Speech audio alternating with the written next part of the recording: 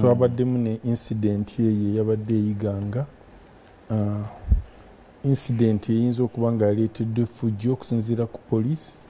tebagisomoza nga bagikuba amayinja bali nabo nga boogera bingi nekyabadde kibi ekyokero oyo mukama katonda amusaasire awumule mirembe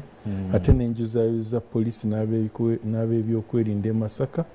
engeri gye bahandulinzeemu ekintu yabadde very very professional era ndowooza olwa incident yeyiganga ne Bobi Wine yagenze okudda e Masaka naye nga naye mu mutima gwe akakkanya kwegamba saidi zombi ne ziyamba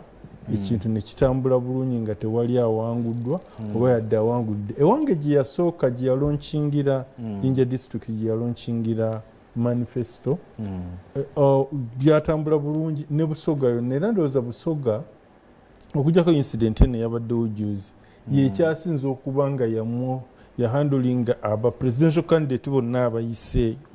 tubahandulinze bulungi nnyo kino kyatuyiseeko buyisi naye oli kyatasobola kukkiriza ne bannaffe awo nabo basiga nti baagala abantu baffe naye baagala nnyo zi headlines era mbadde mpulira nga muganda wange ayogera nno bulijjo naye ndowooza nti nimwolwe butambula ne Masaka musajja weeno kati ekitugatta kiri kimu kyokka ebirala nno naye nange mbadde mulaba keera mu business district munakifuma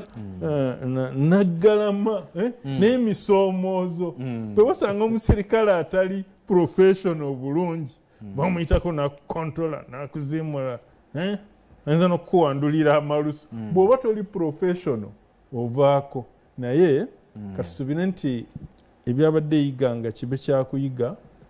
ekinaddako kyonna ekisembayo tube nga tutambula buli mbadde ndaba president naye abadde mu Western Uganda ebintu nga bitambulira ddala bulungi nsuubira nti mu makkati g'omwezi guno ajja kuba ayingidde wano mu Buganda weewaawo